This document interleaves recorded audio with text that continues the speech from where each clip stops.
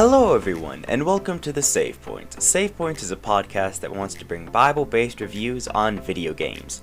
We will be judging on two main criteria, the quality of the game and the content of the game. Both will be scored on a scale of 1 to 5.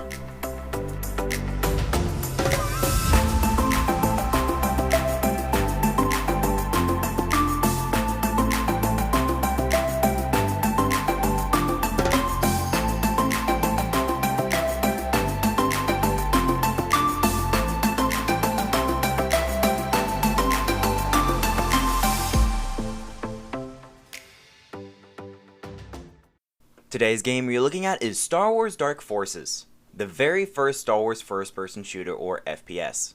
It was released back when the FPS genre was still known as the Doom clones. Star Wars Dark Forces is mostly based after Episode 4 A New Hope. In the game, you play as Kyle Katarn, I have no idea how you actually pronounce that name, a bounty hunter with ties to the Rebellion. The only part that is not after Episode 4 is the tutorial. In the tutorial, Kyle steals the Death Star plans. I guess Rogue One was actually wrong. Anyway, onto the gameplay.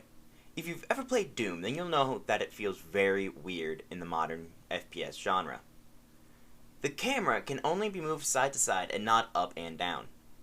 If you're used to shooters like Valorant or Call of Duty, then it is really weird and disorienting. In the tutorial, there are stormtroopers on a raised ledge that could shoot down at you, but you couldn't do a thing about it. You have to make sure that all of your shots are lined up right. There is no crosshair. It is... yikes.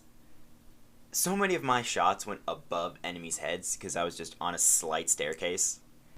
Luckily, the health and shields in this game are just insane. You get so much shields.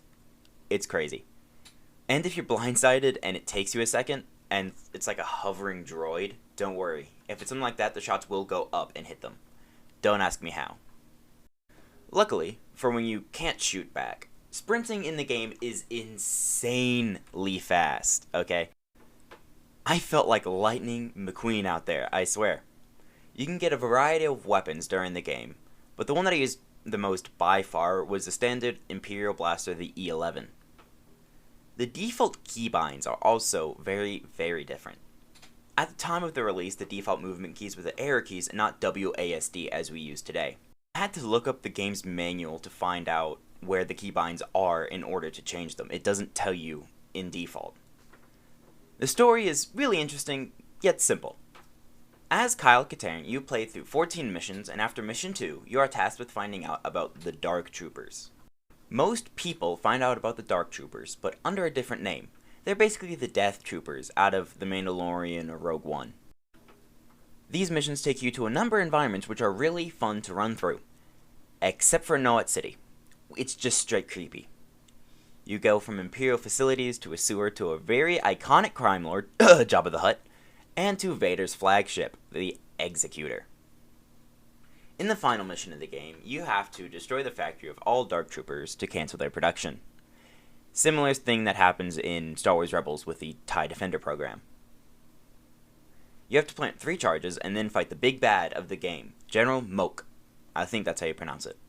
He created the Dark Trooper program to begin with. Over the course of the game, you single-handedly find out and destroy the Dark Trooper project. Playing Star Wars Dark Forces is a look back in time for both the video game industry and the Star Wars universe. Back then, there was no big names like Call of Duty or the endless FIFA titles. It was much smaller, and the FPS genre was just Doom clones. Graphics are much more pixelated than Minecraft, but it still holds a charm to this day. Unless you blow it up way too big. Don't, it will give you a headache. I played the original version, and the remaster just hadn't come out yet, although it is out. And it's like $30, but you can get the game for $6. Same content. Anyway. For the Star Wars universe, there was just 3 movies, a couple of games, and companion books. There was no large extended universe, no legends, no prequels, although Episode 1 would come out just 4 years later. Crazy to think about. Anyway, it's truly a game from the past. Now on to the rating. For its quality. The game came out in 1995. So, the graphics may be horrible in the modern lens, but back then it was just fine. It was groundbreaking even. The story is interesting, and the maps are very varied. The controls are insanely fun. Speed is just so much fun. The levels can be really competitive, and the game did come out in 1995, but still, it gets a 5 out of 5 from me. As for the content, there are 14 levels, and each of them are pretty long and large, especially if you don't know what you're doing, which was me. And for its cons, there was a lot of killing involved, and you run through about half the Empire. The cutscenes are from 1995, and so it's just kind of like mouths moving up and down, and no audio, it's just text. And the instructions for me were unclear, but I'm sure other people won't have the same issue. For its content, I give it a 2 out of 5, and so that brings the total score to a 3.5 out of 5. As for my personal thoughts, Star Wars Dark Forces is an interesting game. It's hard to judge by modern standards since it came out before I was born, but I love Star Wars, and the plot is just pretty fun. Well, that about sums up this episode of The Save Point. I hope you all have enjoyed this episode and found its contents helpful. The Discord link is in the description.